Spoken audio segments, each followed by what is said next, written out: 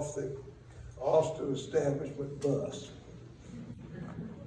The underground newspaper, The Rag, is being published on the UT campus. Gilbert Shelton was writing The Furry Freak Brothers. And I can remember when my son, who's here today, would begin reading that at whatever age he was, 14 or so, and it seems to me it led him on a path of mischief for a long time. At that time, of course, or about that time, Hugh Lowe was spotted stringing a banner across Lamar Boulevard which said Regents is pigs. So, which was indeed an accurate statement during Frank Irwin's era. In 1970, Eddie Wilson, who's here with us today, and Jim Franklin and other ne'er-do-wells opened the Armadillo World Headquarters.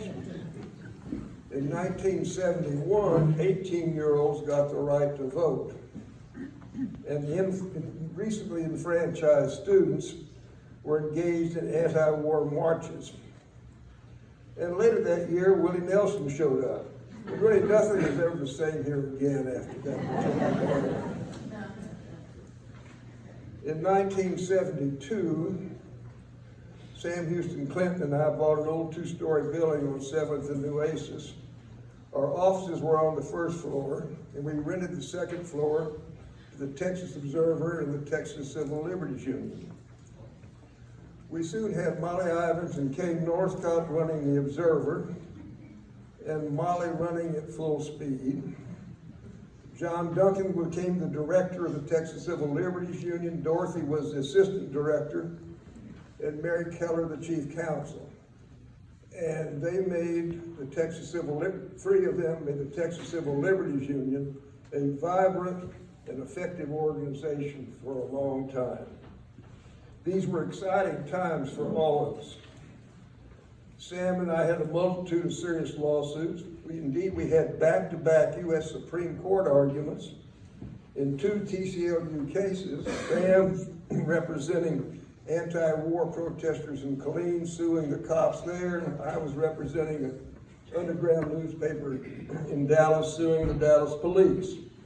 So, as I said, these were grand old times. The federal courts were populated by Johnson appointees, and it really did create a revolution in the courts, a revolution sadly gone now.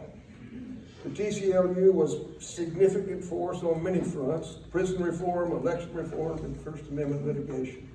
And Dorothy was a major part of that. It wasn't all work in that era, by the way.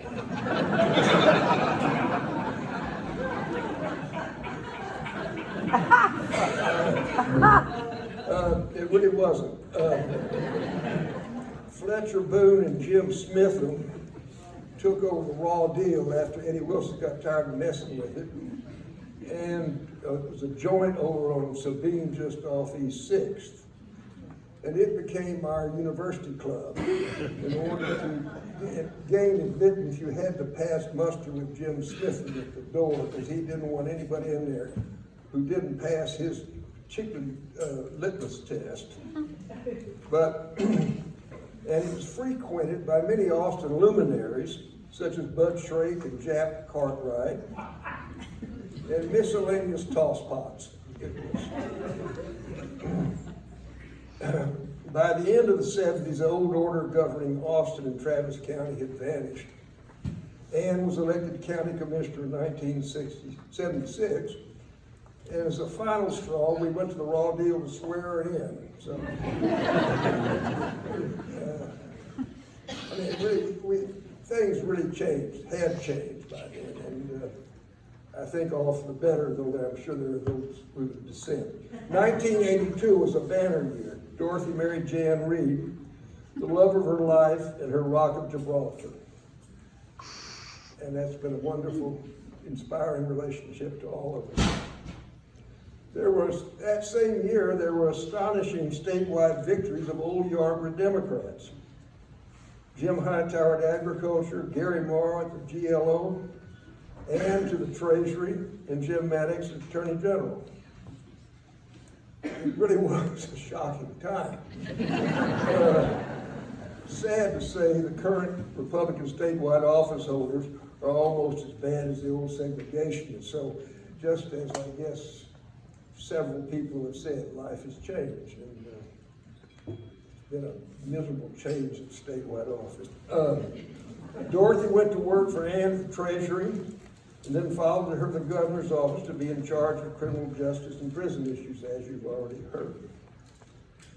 And dedicated, when you realize it, dedicated her life to good causes and reform. Her last major effort,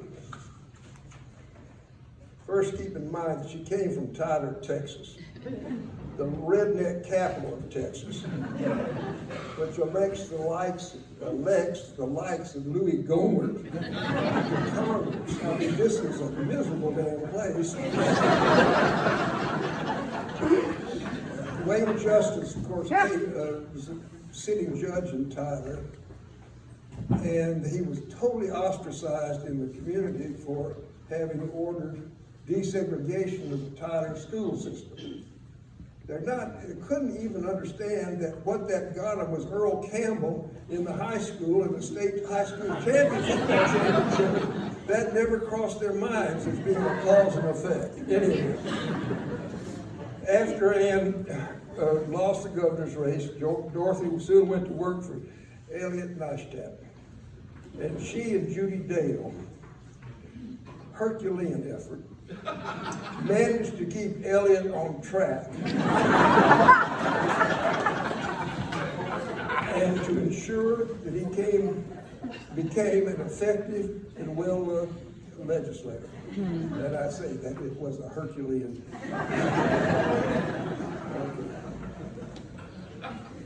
Well, here's to Dorothy, who always fought the good fight, and that was, I think that's an important notion.